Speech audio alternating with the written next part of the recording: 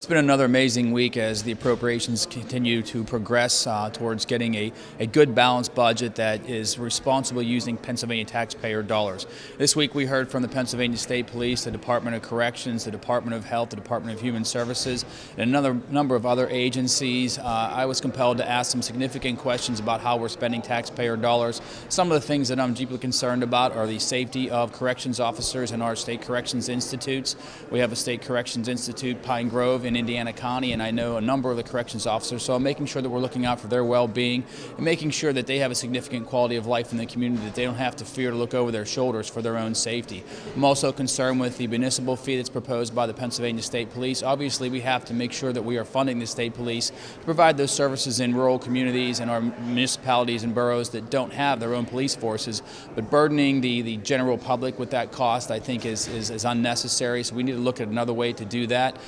We mentioned the Department of Health, and I inquired about your drug and alcohol treatment programs, which is a deep concern for me, particularly the opioid crisis and how that's going to affect our rural communities, particularly as we talk about the carve-in or carve-out nature of how things are funded. And then today we spoke with the Department of Human Services, and a key issue for me there is the children and youth services at our county level. I think it's imperative that we make sure that we are providing adequate services to protect our children, to make sure that the people who are providing that care, the intervention workers, the caretakers, have the adequate tools that they need to make sure that they are being the safeguards for the children in our community. So I think it's been another great week. I'm looking forward to next week wrapping up these hearings, but again, it's imperative that we make sure that we are wisely spending Pennsylvania taxpayer dollars while adequately funding these programs to make sure that every Pennsylvania resident has what they need for a good quality of life.